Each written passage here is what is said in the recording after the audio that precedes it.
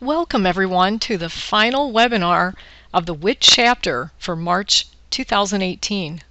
I'm Kathy Kellenberger, and along with Ree Irish, we organize the Women in Technology virtual chapter for PASS. For both of us, we are really passionate about having women take their careers to the next level by presenting and writing. And we hope to encourage women to do so and provide a way that they can by these webinars and also promoting other venues that they may speak at, such as SQL Saturdays. Thanks to SentryOne for sponsoring our chapter. Over the past several years, they've sponsored our Women in Technology lunch at PASS Summit. So we thank them so much for that. And one lucky winner today will win a $100 gift certificate from SentryOne. You can find our videos out on our YouTube channel. Also check our homepage where we will list in the meeting archives links to those videos. We also have links to our upcoming webinars as well as women who are speaking at SQL Saturdays. Be sure to join our virtual group to get the monthly newsletter. You can follow us on Twitter at @pass_wit and send us an email at witvc@sqlpass.org. Next month we have Stephanie Herr speaking about DevOps and the database. We also like to promote women who are speaking at other chapters. We have Steph Locke, Kinder Little, and Padma Ashanta speaking at some other groups. If you are a virtual chapter leader, please let us know when you have women speaking at your groups doing webinars, because we would love to promote them, and we would also really love it if you would promote our sessions as well. There are quite a few SQL Saturdays coming up. You can find the list and the women speakers out on our page. We've got Rochester, Richmond, Colorado Springs, which has quite a few women speaking, Madison, Raleigh, Orange County, and also Costa Rica. So be sure to check out the women speakers if you're attending a SQL Saturday. I'm really excited about today's presentation, Make Your Presentation Tell a Story, because it's from Heather Ritchie, who also presented the keynote for the Women in Technology launch last fall at PASS Summit. So even if you don't care about presenting like at events like SQL Saturdays, you're really not interested in that, you may be called on to give presentations in your job. So Heather will have a lot of really great advice for us during this session on how to make better presentations. Heather has had 20 years of experience in communications, helping others prepare keynotes, media interviews, and boardroom presentation. She has a passion for learning, a belief that communication skills can and should be developed. And for the last 7 years, she's led communication and gender-focused communication workshops at multi-billion euro global corporations, universities, and trade associations. She's currently writing a book that explores why gender communication gaps exist and what individuals and organizations can do to bridge these gaps so that the best ideas are heard. She also runs portfolio marketing and communications for Nokia software business. I'm going to turn the session over to Heather. All right, well, this is fantastic. I'm really glad to be here. I want this to be an interactive session. So Kathy's told me that, all during the session, please make sure that you get a chance to ask questions, and I'll do my best to answer them. The goal of the day is that you walk away with some clear ways to help structure your story. So hopefully they're faster for you to create and they're better. So I'm going to share with you what I learned from a friend of mine, Jerry Weissman, and some couple people along the road.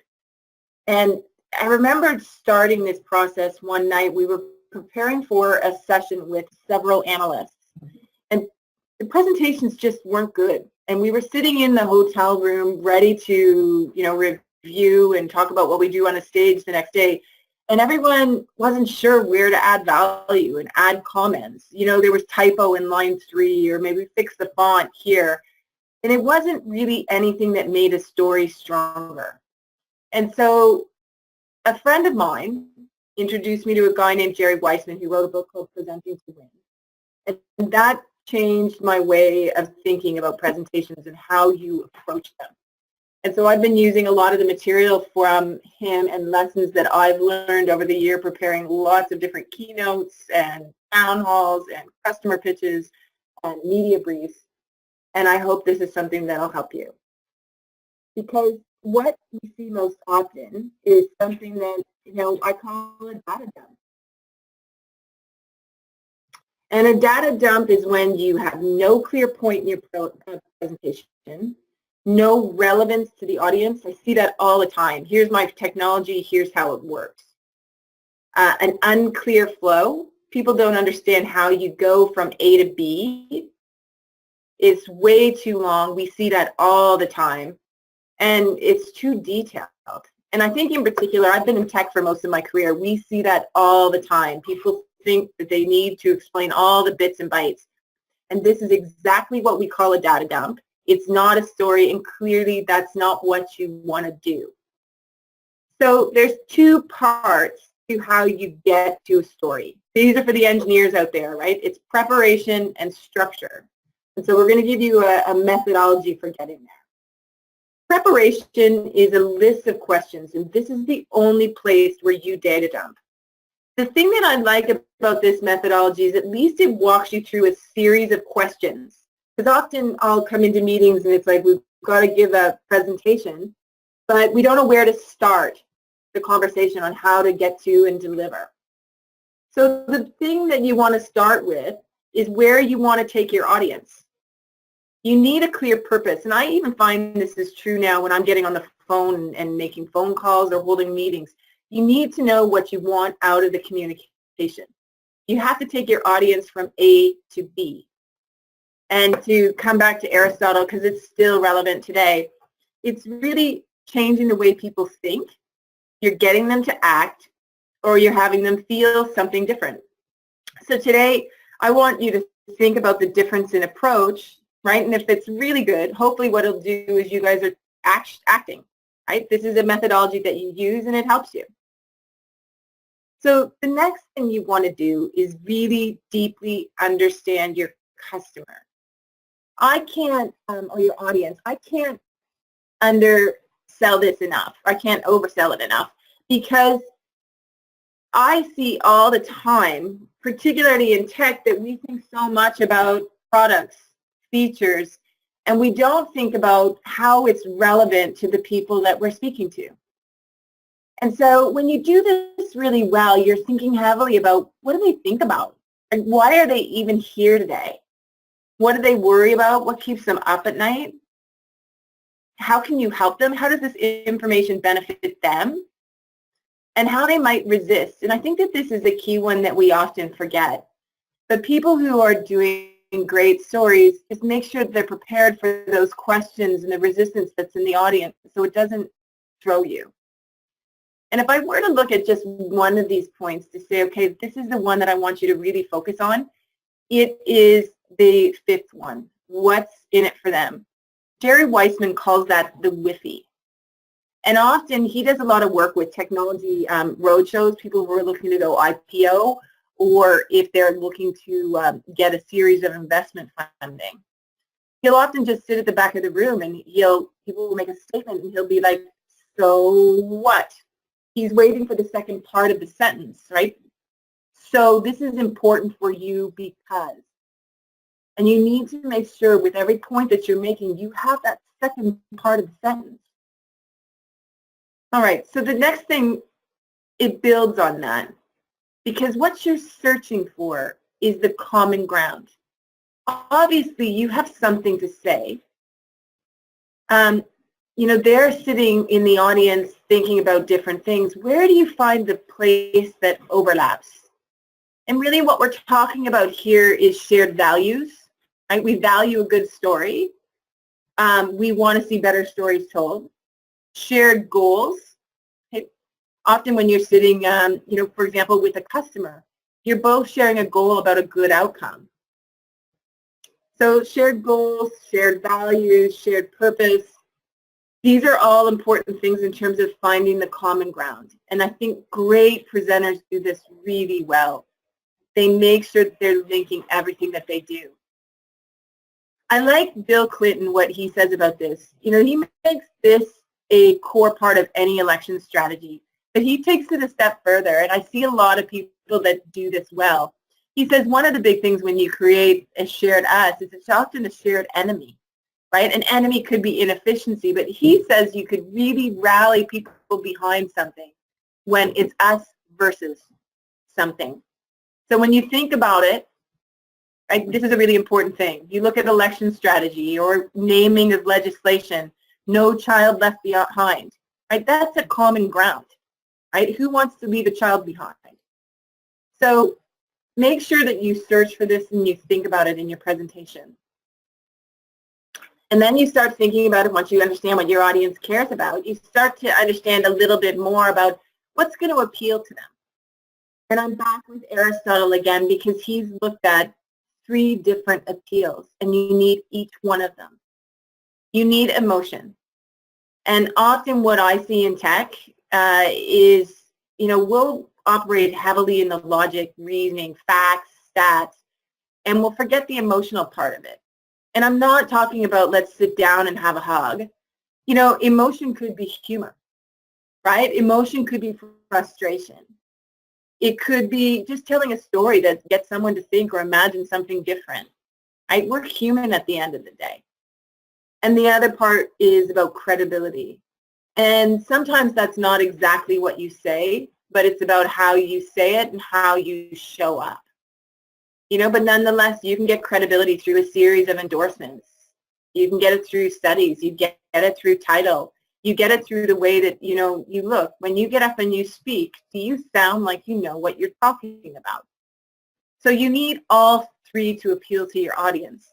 But each one of us is different. So the weighting of those 3 arguments will be different. Right? Some people, it may be more logic. Some people may be more emotion. Some people won't speak unless they, you know, believe you're trustworthy. So when you walk through your arguments, just do a checkbox of each one of them to make sure that you're covering the 3. Next, I want you to think about context. What's happening in the room right now? Sometimes we go in and it's the context of a frustrated customer who's ready to look at a different vendor. Or a customer who's very frustrated. For us, it would be like, you know, the length of time and the complication in a process, and they're looking to automate something. You know, you have to understand the context of what's going on in the room. And so for, you know, a great example of this one is Obama's election. In 2018, he ran on change and hope. Well, when he was running for re-election, clearly change is not the message that he wants to be sending, right? So the context changed based on everything that was going on in the world, right? And based on where he was in election cycles. So the context for your presentation is really important. I remember my husband telling me a story. He sat on a panel once, and he didn't read the paper before he hopped up and did the panel, and his company had just done a huge acquisition. And it changed a lot of what he was going to say. And so first question out of someone was, hey, can you tell me about this acquisition? And, you know, he was caught off guard. So when you look at it, context matters. It could be what's happening in the news, right? So make sure you're checking the news and everything in the morning about what's happening in industry, what's happening with your customer. It matters. So the next thing, right, so these are just some series of questions that you want to take a look at. And if you go through this process, what you're ending up with is a mind map, right? And you start to group ideas. You're thinking, okay, where do I want to take the audience, right? What do they really care about? You start looking at your own appeals and your own stories, right? You're finding some of that common ground. And then you're looking at what's happening around you. And at the end, you really just have a brainstorming that you've put together. And now for engineers, this is where you start to get into a more logical place. This is when you get into structuring your story. And I'm going to take you through a fairly logical flow. Every story looks like this. It has a beginning, middle, and end. And when you're looking at presenting, what you need to do within that beginning is you've got to hook people in. You got to share your big idea, your thesis, if you will, and then you have to tell them where you're going to take them so people can get an understanding. So, I talked about being in a presentation room at the beginning. I talk about the notion of my big idea about moving from a data dump to a clear story, and I preview. You can start to see, right, we're going to look at preparation and structure. So you're telegraphing things for your audience. So then in the middle, you've got your pillars. You've basically got your 3 arguments that you're going to use, and you've got a clear flow structure. And then you summarize and you repeat your big idea. This is how all stories flow. So I'm going to walk you through them one by one. In the beginning, your audience decides if they want to listen to you or not, probably in the first 30 seconds. And so there's 7 ways that you can hook your audience. You can get up and ask a question. You can present a compelling fact. You can do a retrospective prospective, where it could be, 10 years ago, we were solving this problem using X technology, and we found it was inefficient, didn't work. Today, the story is much different. So retrospective, let's look at the past, and let's look at what's going on right now. There's an anecdote, which is I told you about being in the room. A quotation, famous quotation, or a pithy saying, or an analogy, right? A comparison, or something that you can do that will get your audience sitting up and ready to listen. And then after that, and I think that this is one of the most important things, is really deciding on what is the big idea for your presentation. And I love the way Nancy Duarte describes it. She talks about most presentations have so many ideas in them. And really what you need is one central theme that supports everything. It unites everything that you're going to say. So this idea is so important that I want to spend a bit more time on it, because often when I hear people saying, what are you going to present about? Well, I'm going to talk about 5G. I'm going to give a Q3 update. Right? That's not a big idea. Right? A big idea is this. It is a unique point of view, because you don't want to stand up and say everything that everybody else is saying. It has to be something that, it's unique to you, unique to your company, unique to maybe how you're applying the technology. You have to have a clear statement of what's at stake. There's a so what in there someplace. Why does this matter? And you have to be able to say it in one sentence. People don't want to be able to listen to, a paragraph where you explain what your presentation's about or what your big idea is about. And I think when you really know something, you're able to say it succinctly. So let's give you a few examples. They don't have to be really sexy. It could be something as simple as with a client sales call. Our software gives you a 360-degree view of your customer's experience and recommendations on how to improve loyalty. Right? It's not overly sexy, right? But it's one sentence. Right? We think it's a unique point of view, because when you dive into the whole 360-degree view of the customer's experience, we think we've got some unique assets there. And what's at stake is improving loyalty. So that's one. The next would be the third quarter update. Third quarter numbers are down, and to stay in the game, every department needs to support the sales initiative. So what's at stake is staying in the game. Right? The unique point of view, right? Numbers are down and every department needs to support the sales initiative. Right? One sentence. So, you don't have to write an ad slogan or a campaign, but it's this crystal clear that this is what your presentation's about. And again, right, I'm going to give a couple examples. We've got a kludgy way of doing video today. So I apologize. And Kathy, make sure you yell at me if this isn't working. So let's listen to Hans Rosling. And if you ever get time to watch him do presentations, you know, I think you'll find that you really enjoy him. He's fantastic, funny, and geeky at the same time. Love him.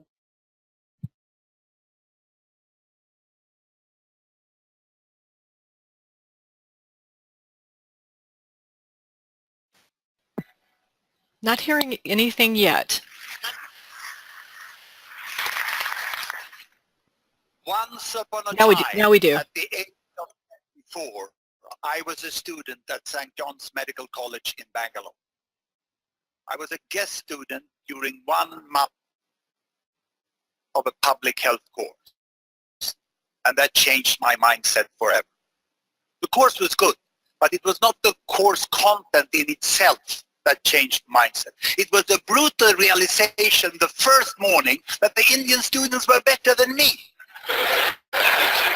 You see, I was a study nerd. I loved statistics from a young age, and I studied very much in Sweden. I used to be in the upper quarter of all courses I attended. But in St. John's, I was in the lower quarter. And the fact was that Indian students studied harder than we did in Sweden. They read the textbook twice or 3 times or 4 times. In Sweden, we read it once and then we went party.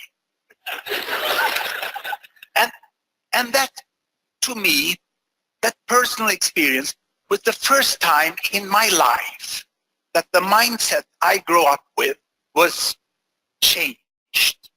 And I realized that perhaps the Western world will not continue to dominate the world forever.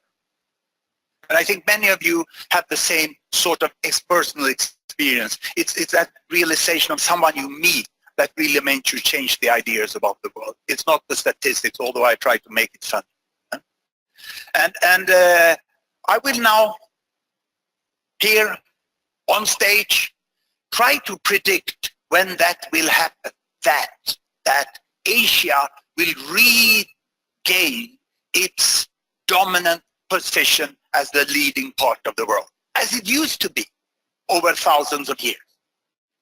And I will do that by trying to predict precisely at what year the average income per person in India and China will reach that of the West. And I don't mean the whole economy, because to grow an economy of India to the size of the UK, that's a piece of cake with 1 billion people. But I want to see when will the average pay, the money for each person per month in India and China, when will that have reached that of UK and the United States? But I will start with the historical background.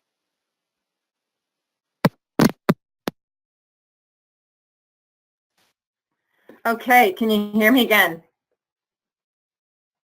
Yes, we can hear you. Can you hear me? Yep. Perfect.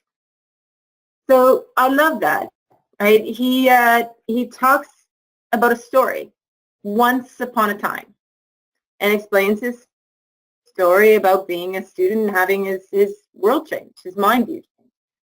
Then when you look at the big idea, you look at what's at stake. It's world domination, right? It's looking at the, you know, India and China regaining their place in the world. And then you start to look at, we talked a little bit about the agenda preview. He says, I'm going to predict exactly when. And then you're going to see, well, in a minute, if you guys want to watch it later, I won't show it right now. But his next minute is he starts off in the 1800s.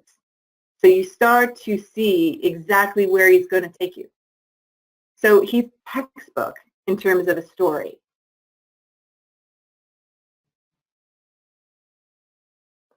So after you know you've got a big idea and you know how you're going to hook your audience in, you need to have an argument ready. And generally there's a rule. You usually have about 3, tends to be best, between 3 and 5 points, really. Sometimes you go a little bit more, but people tend to remember is what Aristotle would say is about 3 to 5 points. And I put the pillars up here. You could probably start to see, I spent a lot of time studying Aristotle, Cicero, Plato, Socrates during school. I studied rhetoric. But Cicero used to have his points, and as he'd walk around the Colosseum, he would remember as he switched and he saw another column, it would remind him to switch to his next point, which is why I put the columns in here, and why you probably often hear, people talking about pillars of a story. So you want to make sure that you've got really clear arguments. And what happens, right, is you start to group your ideas and your brainstorming, generally they'll structure into a few different areas. So I want to show you an example of that in a few minutes of the arguments Melinda Gates uses. But before we get into it, she does this so well that I want you to be able to watch for this cue. She chooses a flow structure. And this was the single best piece of presentation advice I've ever received. It has saved me so much time. Hey, by the way, what I just did was a technique called flagging, and it's great to use during your presentations because often people will just be listening and they're not sure what's important and what's not. And so when you flag it for them, this is the single best piece, it just helps people in the guiding. So flow structure. It's about choosing how you're going to structure the presentation up front. And Jerry Wiseman has 16 flows, but I put in 18 because there's other ones that we end up using quite often. A modular flow is quite often what we'll see in a financial presentation.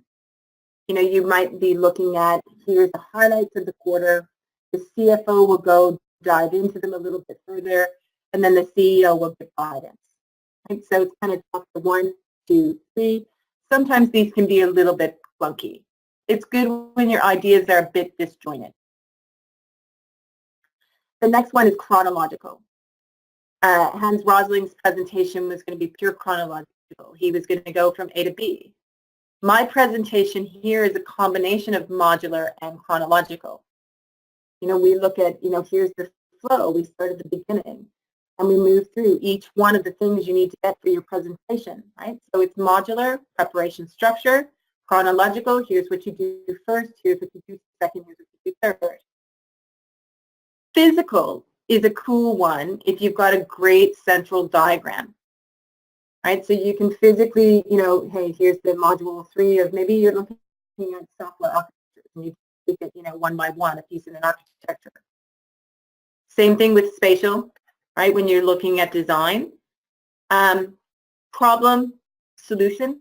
We use this so much in technology. Here's a problem that you have. Here's how we solve it. Issues, actions. We'll use this often with a customer. Here are the issues that you're facing right now. Here are the actions we're going to take. Opportunity, leverage. We've got an opportunity to fix something. We can leverage this technology to do it. Form and function. Great for a product launch. Features, benefits, you probably see that one all the time. Case studies, fantastic. Argument, fallacy, this can't be done. Yes, it can. Compare and contrast, old solution, new solution. Matrix, this one's a little bit of a tricky, I do not see this flow used very often, and this relies fairly heavily on some pretty good visuals. Parallel tracks reminds me quite similar to modular. Rhetorical questions, I've used this quite often, where the presenter will ask a question and then go on to answer. And then my all-time favorite is the numerical. It's the top 10 list. Here are 5 reasons why. I'm going to outline the top 8 for something. You see it all the time when you're clicking on internet stuff. People know exactly where you are in a presentation, how close you are to the end and in the flow, and it's so easy to remember points. When you can't figure out how to structure, numerical is always the best backup. Then there's crisis. For those of you who are sometimes working with customers where perhaps issues are going down, the crisis flow is a capped flow. So when you're addressing a customer and you want to be presenting a story there, the first things out of your mouth need to be concerned about their situation and what's going on and how everything's impacting them. Then the next one is the action that you're going to take to fix it. And then the perspective. Perhaps it's of being longtime partners, or it's the common ground. You know, we both want to make sure that we fix this as fast as possible. So crisis flow, I've used this way too much, but it's really good. I find the engineers really like it because it's just a good thing to remember when you're addressing issues where customers perhaps aren't that happy. And then there's the executive flow. And this is one you might often use when you're doing a message. You've got to stand up and give a quick summary to a boss or whatnot. The executive flow is a link to why you're there. So it may be at the last meeting you asked me to look into what it would take to develop this feature. Then it's the headline, right? I found that it would take X in terms of dollars, time, and resources, and then expand. But it's doable, and I recommend that we go on for these 3 reasons. So these are the flow structures that you can choose from. Take it, put it up on your desk. But choosing will make your work structuring how to present all your information so much easier.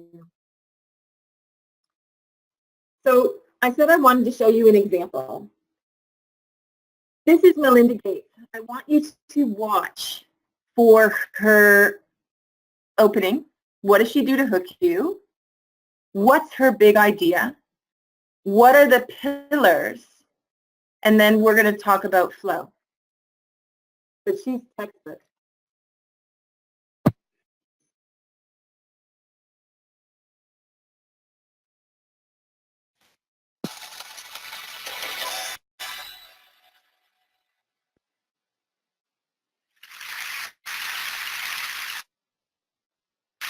One of my favorite parts about my job at the Gates Foundation is that I get to travel to the developing world, and I do that quite regularly. And when I meet the mothers in so many of these remote places, I'm really struck by the things that we have in common. They want what we want for our children, and that is for their children to grow up successful, to be healthy, and have a successful life.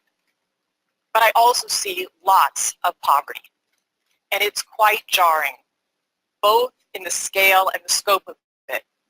My first trip in India, I was in a person's home where they had dirt floors, no running water, no electricity, and that's really what I see all over the world. So in short, I'm startled by all the things that they don't have. But I am surprised by one thing that they do have: Coca-Cola. Coke is everywhere. In fact, when I travel in the developing world, Coke feels ubiquitous. And so when I come back from these trips and I'm thinking about development and I'm flying home and I'm thinking, well, we're trying to deliver condoms to people or vaccinations, you know, Coke's success kind of stops and makes you wonder, how is it that they can get Coke to these far-flung places? If they can do that, why can't governments and NGOs do the same thing? And I'm not the first person to ask this question, but I think as a community, we still have a lot to learn. It's staggering if you think about Coca-Cola. They sell 1.5 billion servings every single day. That's like every man, woman, and child on the planet having a serving of Coke every week. So why does this matter? Well, if we're going to speed up the progress and go even faster on the set of Millennium Development Goals that we set as a world, we need to learn from the innovators. And those innovators come from every single sector. I feel that if we can understand what makes something like Coca-Cola ubiquitous, we can apply those lessons then for the public good. Coke's success is relevant because if we can analyze it, learn from it, then we can save lives. So that's why I took a bit of time to study Coke. And I think there are really 3 things we can take away from Coca-Cola. They take real-time data and immediately feed it back into the product. They tap into local entrepreneurial talent, and they do incredible marketing.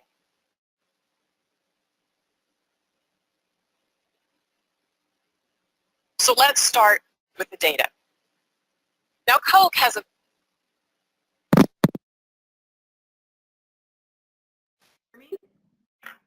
Can you hear me now? Yes, we Clear bottom can. line. Okay. I love what Melinda Gates did there because it's again, textbook. Her big idea, if we can understand what makes Coke ubiquitous, we can apply those lessons to public good. So it's a unique point of view, and you saw, right, it was surprising, right? So you look at that emotional appeal too. It surprised people with, hey, we're looking at Coke to come solve millennial goals. And what's at stake? Public good. So she had 3 pillars that she was going to use. Take real-time data, tap the local entrepreneurs, and do incredible marketing. So there you have big ideas, 3 pillars, and her flow was numerical. 3 things. She's going to go 1, 2, and 3. Beautiful, clear structure. Kathy, I just want to check in and see if there's any questions or anything folks want to clarify. One question, just we get every single time, are we recording the presentation? Yes, and it will be available tomorrow on at wit.pass.org. And someone asked about your book. Do you have a title or about the book that was mentioned in the bio? Yes, Presenting to Win. Presenting? Oh, my book that I'm writing. Yes. Did you? Yeah, it's not out yet. The book is being written, but my book is Did You Hear Her? Did you? And it's about how And the thinking of the book is how often women's ideas go unheard. And so the thesis around it is really how do we create teams where women's ideas are heard and respected more than what they are today. Okay. That's part of that great story. Very good. Okay, that's all for now. Thanks. Okay. So here we go there. And then I love a super tight presentation. So it's making sure that one idea links to the next, And so there's just some simple techniques that you can use to create links. You can reference your flow structure. So I'll say, hey, we talked about preparation, so now we're talking structure. We'll talk about flow. Hey, we talked about the hook, we talked about the big idea, then we talked about agenda preview. So I'll reference flow structures. There are logical transitions, and certainly in chronological, those become obvious. And the next thing we do is, then we look at cross-reference. So quite often I'll cross-reference ideas. Like, we talk about big idea and I'll bring it up. I've brought it up now 3 or 4 times. I'll talk about the preparation phase. We'll talk about what's important to the customer and the WIFI, right? We'll talk about that a few times. So you want to make sure you keep on bringing up things so you're linking them. Rhetorical questions are a great way to link ideas. I once did one for an executive that I was working with where it was just he continued to repeat one rhetorical question, and that was the theme for the presentation. And he was looking at definition of insanity because he was trying to drive some change. And then there's just the reoccurring theme that goes on it. And so you're going to see Melinda Gates talk about Coke all the way through her presentation, which makes the presentation tighter. So then the last thing you do is you begin it like you end it like you began it. And I love when presentations do this. It just makes them so tight. And so instead of me explaining it, I love to watch Hans Rosling do it. So if you think back to the beginning, when he was once upon a time talking about being the student, let's see how he ends it.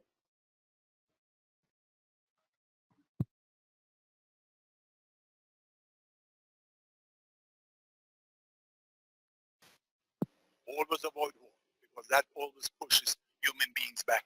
Now, if this inequalities, climate, and war can be avoided, get ready for a world in equity, because this is what seems to be happening. And that vision that I got as a young student, 1972, that Indians can be much better than Swedes, is just about to happen. And it will happen precisely the year 2048 in the later part of the summer, in July, more precisely the 27th of July.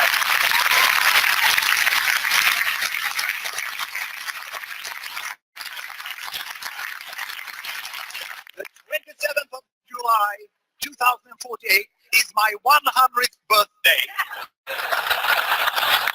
And I expect to speak in the first session of the 39th TED India. Get your bookings in time. Thank you very much.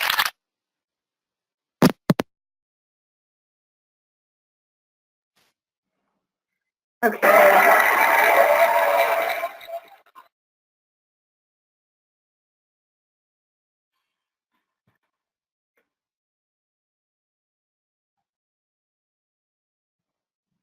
Okay, can you hear me now? Yes. Okay, good. I'm having a bit of a freeze on my computer. Let's see if it comes back to me. But if you guys, I'll send you the link to this one after the session. But I love his whole talk. He has some really serious themes, and it's just super funny.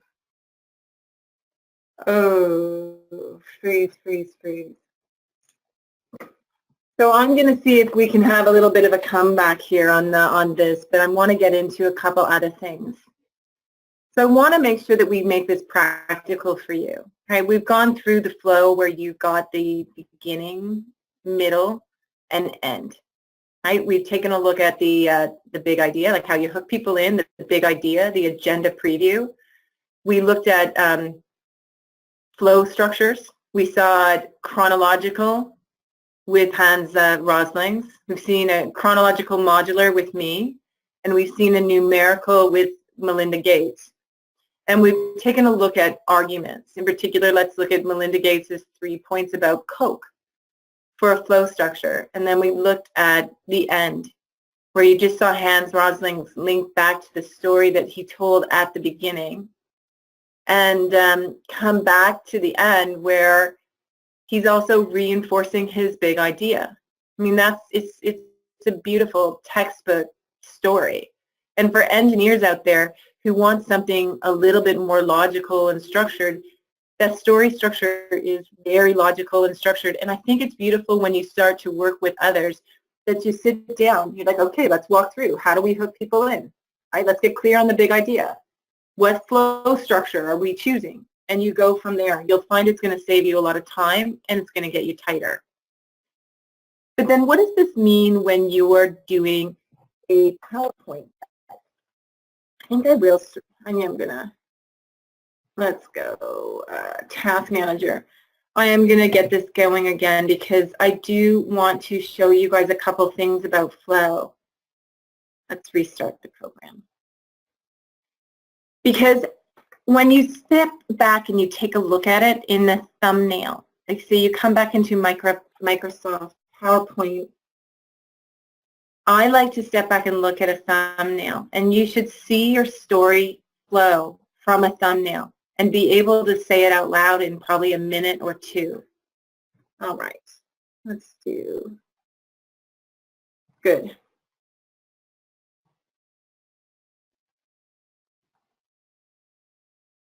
All right, let's go here.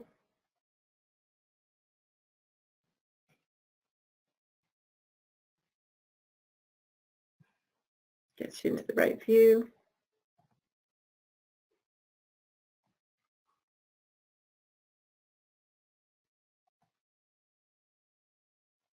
Okay, so you see your story flow in the thumbnail, and you're able to say it fairly distinctly. And then you can look at it like this, right? You're looking at your hook, your big idea, agenda, right? You can see your structure, problem, solution, summary, and end. So that's all good. But then let's talk about the next level. What you want to start doing is creating a little bit of contrast and interest. And I think about it a little bit compared to music. You know, we don't hear the same note. It's boring. So what you want to do is be able to add a little bit of contrast in it. right? The notion of, and I love this from Nancy Duarte, we'll look at her do it in a wee bit. It's, a call to adventure, right? What you see at the beginning of any movie. Why do you want to be coming on this with me, right? Let's take a look at what we can do, what we can achieve for the millennial goals. A call to adventure, let's look at when India and China are going to regain their rightful place in the world. So it's a what could be, here's what's happening right now. Here's what could be, here's what's happening right now. Right? And then you've got to end on a high. Here's what the new situation could look like. Here's what the new technology could bring. So let's watch Nancy do it. She outlines, well, she uses Steve Jobs' speech and shows exactly how he creates the contrast in it that makes it so interesting.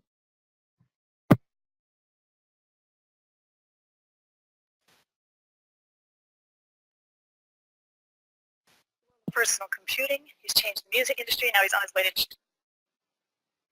the device, the mobile device industry. So he's definitely changed the world. And this is the shape of his iPhone launch 2007 when he launched his iPhone. It's a 90-minute talk. You can see he starts with what is, traverses back and forth, and ends with what could be. So I want to zoom in on this.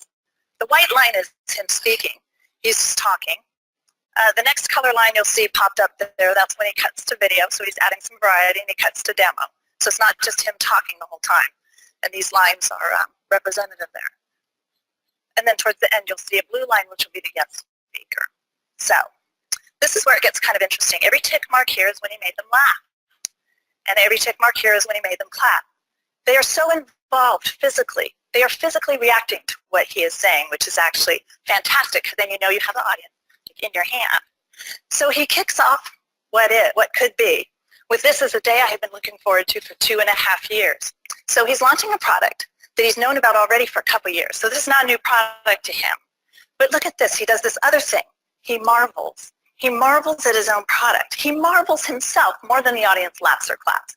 So he's like, isn't it awesome? Isn't this beautiful? And he's modeling for the audience what he wants them to feel. So he is actually doing a job of compelling them to feel a certain way. So he kicks off with what could be, with every once in a while, a revolutionary product comes along that changes everything. So he starts to kick in and talk about his new product. Now at the beginning of it, he actually keeps the phone off. You'll see that the line is pretty white up until this point. So he goes off between, here's this new phone, and here's the sucky competitors. Here's this new phone, and here's the sucky competitors. And then right about here, he has a star moment. That's something we'll always remember. What he does, he turns the phone on. The audience, he's scrolling for the first time, and you can hear the oxygen suck down the room. They gasp. You can actually hear it. So he creates a moment that they'll always remember. So if we move along this model, you can see the blue where the external speakers are going, and then over towards the bottom right, the line breaks. That's because his clicker broke. So what does he do? He wants to keep this heightened sense of excitement. He tells a personal story right there where the technology didn't work. So here's the master communicator, and he turns to story to keep the audience involved. So the top right, he ends with the new bliss. He leaves them with a promise that Apple will continue to build revolutionary new products. And he says, there's an old Wayne Gretzky quote that I love, I skate to where the puck is going to be, not to where it's been. We've always tried to do that at Apple from the very, very beginning, and we always will. So he ends with the new bliss. So let's look at Mr. King. He was amazing.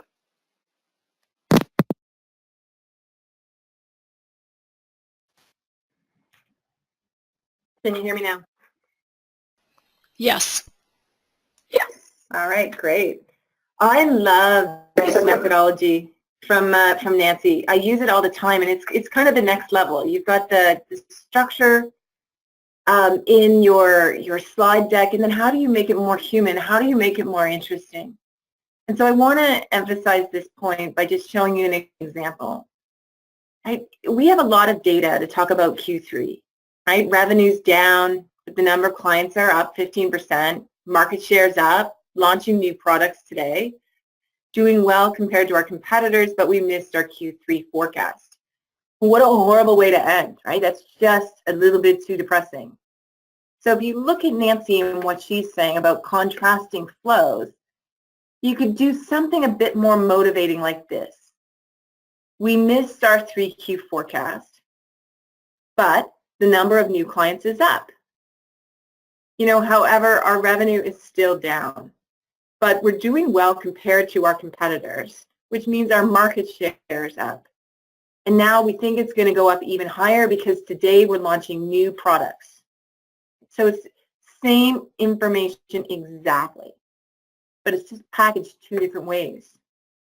Then if you want to layer on a little bit more, right, you could start adding in a metaphor. Hey, we thought we could get there for our quarter. We kept on thinking we could, you know, but we just missed our Q3. Right? You go through the number of clients is up, revenue's down, doing well compared to our competitors, right? And our market share is up. And you know what? We think it's going to go up even further. And we've got a phenomenal reason that gives us that sort of confidence, right? Because we're launching new products today. Aren't they great? So again, exact same information. But what you're doing is you're laying on contrast and emotion. And when we look at some of those ethical appeals, right, and link back to some of the other things we talked about, like this is what starts to make it more interesting for people who are watching. So I'm going to leave it there with the notion of we've done preparation and structure. And what we do these things really well, we're going to change from a data dump, which is what we see all the time, into a compelling story. And for you to do that, you need both sides of your brain. You need the side that's a little bit creative. You're able to brainstorm, put your arguments down, dump there. And then you need that engineering side where it's about that logical flow and structure that puts it into that tight, compelling story. And so I'm going to send these slides over to Kathy, and you guys can take a peek at them after, because I think for me, there's a few that I end up using all the time. Because in particular, some of the things that Jerry taught me about flow. So when you get into a room and you're looking at presentations before conferences and what you want to say, and you're just knowing presentations aren't working, quite often I'll look at the flow. You know, often what we do is the same sort of thing as you're looking in a room. How do we make this more interesting? How do we add some contrast in there? So you start to ask yourself questions like this. Are we clear on that big idea? Are we clear on the arguments that we're going to use? So instead of fixing typos in slide 3 or color, right, you're focusing on bigger pieces and stuff that I think matters to the audience more. And that's the story. So with that, I'm going to check in to see if there's any questions. I'm more than happy to answer. There are no questions right at this second. However, I would like to say thank you so much. And I'm giving a presentation on Tuesday at a conference. So I got to this weekend take some of these ideas and make my presentation better. So cool. What stood out for you? Like what do you take? Like what was the big thing for you? I think to make sure that things are changing to keep the audience, you know, ways to keep the audience engaged. One thing I always do when I give a presentation is I never start with, I'm Kathy Kellenberger, you know, this is what I'm going to talk about. I always start with a story, something that happened in real life. So I feel like that's kind of part of this. So we are getting a few people saying thank you, and there's another person that says she's giving a presentation tomorrow. She's going to be making some changes tonight. So. Oh, okay. So I want to ask her what are the changes that you're going to make? Type it in because I'm curious. What do you take? Okay. For me, flow, contrast. Those are big ones. Yeah, contrast is important. So if she hasn't typed it, I don't see it yet. Okay. If you're going to type it in, but you know, you're going to give us the slides and links to all the videos that you showed as well, and also any books that you mentioned, and we'll just put that all together. I've got a few book recommendations. Okay. Yeah, for sure. Actually, at the end of this, and actually, I'm going to put in and I'll put in some of the recommended readings that go along with it. Okay. But if you guys get a chance to watch Hans Rosling, I just, you know, love him. It's funny, and it's one of those things that show you technology, stats, facts, data, logic. It doesn't have to be boring. Okay, so I do have an answer back. Okay. Make sure that I've got contrast that on the high that my examples and case studies line up to put things in that I'm trying to show. So, Cool. so we've got quite a few other. Another person saying flow and framing. Tell them what you are going to do and do it. This was very powerful. Yeah. Very, very inspiring and motivational. Thank you so much. And got my gears turning. So saying that this lady's saying she's going to make sure she watches the TED Talks. So so this has just been fantastic, and it definitely ties in with my goal about getting more women in the data platform community speaking and presenting. So thank you Well, I'll so share much. that goal with you. We just Yes. don't have enough women out there on stages, and I'll do whatever I can, and hopefully help you guys Yep. do it better. I hope the tips work for you guys, and I'll have this stuff up for you. And my fingers are crossed. I hope your presentations all go well. Thank you, and thank you for the other people in the audience that are presenting soon. So, Good luck. all right. Thanks. Bye. Bye.